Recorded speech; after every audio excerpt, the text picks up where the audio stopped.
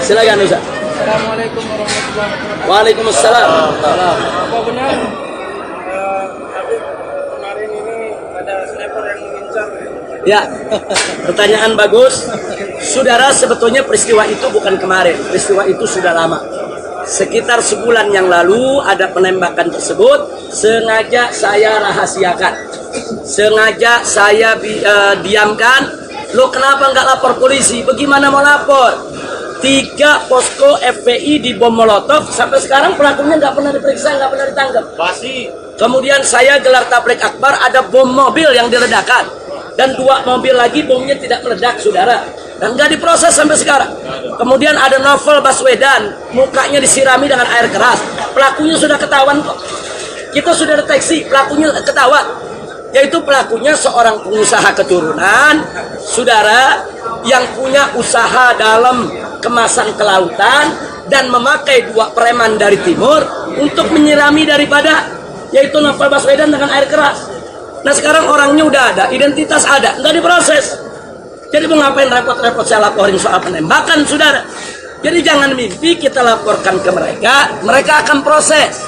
Nah maka itu saya tidak pernah permasalahkan itu. Tapi begitu kemarin saya berangkat, akhirnya ada orang-orang di sekitar kita yang membocorkan peristiwa tersebut. Jadi saya berangkat bukan karena penembakan tersebut. Penembakan tersebut sudah terjadi sebulan yang lalu, bukan baru kemarin. Tapi saya berangkat karena saya tidak mau disandera untuk membatalkan aksi 28 atau aksi tanggal 5 Mei besok. Aksi 28, aksi 5 Mei itu sesuai menurut undang-undang, tidak melanggar undang-undang. Dan nggak boleh ada menghalangi. Dalam undang-undang Indonesia, siapa yang menghalangi seseorang menyampaikan pendapatnya di muka umum sesuai peraturan, maka orang tersebut bisa dipenjara sebanyak 1 tahun. Jadi kalau polisi menghalangi umat Islam melakukan unjuk rasa damai, polisi bisa kena pidana 1 tahun penjara ya ikhwan. Nah, karena itu mereka nggak bisa maksa. Cara mereka menyandera kita. Diisukan dengan macam-macam isu, ditakut-takuti dengan perkara, diperiksa, supaya teman-teman ngebatali daripada acara tersebut. Sama dengan aksi 313. Kiai Khotot sebagai panglima, besok digelar aksi, malam ini ditangkap. Tujuannya apa? Supaya aksi batal. Tapi saat itu kita ambil alih, nggak bisa. Kiai Khotot ditangkap, itu bagian resiko perjuangan. Kita akan terus berjuang agar beliau ini segera dibebaskan. Tapi aksi 313 tetap harus digelar oleh umat Islam. Jadi jangan gara-gara 1-2 kiai ditangkap aksi batal. Enggak. Hatta saya ini ditangkap, dipenjara, dibunuh lagi ya kawan. Perjuangan menegakkan yang hak tidak boleh berhenti. Silakan. Ada lagi pertanyaan? 2 lagi. Singkat saja. Silakan. Singkat kata, tapi sebetulnya sudah ngobrol dengan sikap-sikap pemerintahan Indonesia. Saya meminta kenapa kita tidak berkudeta sekalian, kenapa kita membuat kudeta sekalian dengan pemerintah. Terima kasih banyak. Baik, ini pertanyaan luar biasa, vulgar. Jadi pertanyaannya kenapa nggak kudeta aja? Sebetulnya ini pertanyaan bukan hanya di sini ya, kawan. Saya keliling dari Aceh, Medan, Lampung, Palembang, Kalimantan, di mana-mana. Sampai ke Bima, ke NTB sana, semua pertanyaan sama. Masyarakat udah muak dengan ketidakadilan. Masyarakat udah muak dengan kesenjangan sosial yang terlalu berlebihan. Masyarakat ini sudah muak dengan penghinaan terhadap ulama, Islam, dan lain sebagainya. Cuman yang ingin saya ingatkan di sini, kalau kita masih punya jalan untuk membenahi negara kita tanpa pertumpahan darah, kenapa tidak kita benahi tanpa pertumpahan darah? Jadi kita minta perjuangan kita jangan hanya didukung oleh emosi. Sebab kalau kita tidak tata dengan rapi, nanti Indonesia bisa lebih parah dari Syria, lebih parah dari apa yang terjadi di Irak, lebih parah dari apa yang terjadi di Yaman. Dan itu tidak boleh terjadi. Indonesia ini negara kepulauan, ada 300 lebih suku bangsa yang ada di Indonesia. Nah, jadi kalau sampai kita melakukan sesuatu hal tanpa pertimbangan yang matang, tanpa momentum yang tepat, terjadi pertumpahan darah, perang saudara, pecah Indonesia, besok yang namanya Indonesia nggak ada di peta dunia lagi. Dan itu kita nggak mau. Jadi sekali lagi, bicara tentang revolusi, kudeta, dan lain sebagainya, jadikan itu sebagai jalan yang paling akhir. Kalau sudah tidak ada jalan yang lainnya, selama masih ada jalan konstitusional seperti yang tadi saya ceritakan, 2019 bisa kita rebut kok secara konstitusional. Tapi semua kerja, jangan kerja Jangan cuma ustadz ini yang kerja, semua ikut kerja. Kalau semua ikut kerja mempengaruhi masyarakat yang ada di sekitarnya, 2019 kita bisa rebut ini negara tanpa pertumpahan darah. Yang terakhir, silakan. Waalaikumsalam. Bagaimana dengan peran serta TNI dalam perjuangan umat Islam pada saat ini? Ya, setahu saya TNI itu punya sabta marga dan TNI itu punya prinsip, di mana TNI harus selalu bersama konstitusi. Nah, karena itu kalau kita lihat sejarah daripada pergerakan yang terjadi di Indonesia sejak merdeka sampai hari ini, TNI pada saatnya tidak ada pilihan kecuali harus bersama rakyat. Sekali lagi, tidak ada pilihan bagi TNI kecuali harus bersama rakyat. Allahu Akbar. Jadi ada ketentuan TNI. Kalau presiden melanggar konstitusi, TNI harus ikut konstitusi, bukan ikut presiden. Jangan lupa itu. Nah, kalau presiden berseteru dengan rakyatnya, TNI harus di tengah untuk mendamaikan kedua kekuatan ini. Tapi kalau dua kekuatan ini terus-menerus bisa mengganggu kestabilan negara, TNI harus berpihak kepada rakyat. Karena TNI dari rakyat, oleh rakyat, untuk rakyat.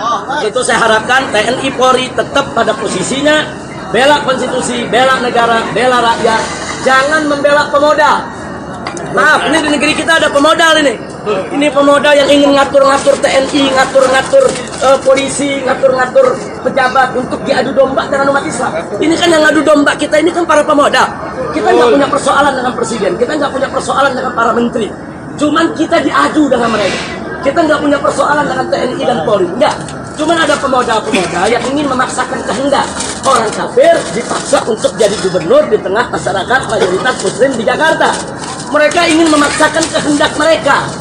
Nah, karena mereka ingin memaksakan kehendak mereka atas nama undang-undang, atas nama konstitusi, atas nama hak asasi manusia, atas nama kebebasan, mereka keluarkan duit. Mereka beri oknum-oknum pejabat kita untuk diadu dengan kita. Itu yang terjadi saat ini. Jadi tolong sekali lagi, TNI bukan musuh kita, polisi bukan musuh kita, pemerintah bukan musuh kita. Jadi kita mestinya menyelamatkan mereka, merangkul mereka semua untuk kita pisahkan dari pemodal-pemodal jahat. Nah, kalau ini bisa kita selamatkan dari pemodal jahat, insya Allah mereka bisa kita kembalikan ke jalan yang benar. Tapi karena kalau mereka udah nggak bisa dikembalikan ke jalan yang benar, mereka sudah dirangkul begitu oleh pemodal, apa boleh buat? Ulama harus menyelamatkan negara bersama umat, ulama harus menyelamatkan rakyat. Saya pikir itu yang bisa kita jawab. Baik, satu terakhir, silakan. Baik, Pak. Apa betul Habib datang ke Arab Saudi atas undangan King Salman? Saya datang kemari untuk umroh.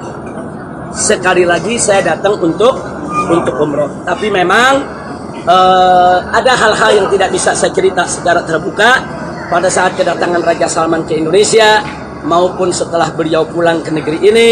Memang ada keinginan dari pihak kerajaan Arab Saudi ini untuk membuka komunikasi dengan para ulama, para habaib, para tokoh-tokoh gerakan umat Islam yang ada di Indonesia. Tapi karena masalah ini sensitif, kalau terlalu terbuka nanti kerajaan Saudi dianggap mencampur urusan dalam negeri Indonesia. Karena itu ada hal-hal yang tidak bisa dan nggak boleh saya jawab.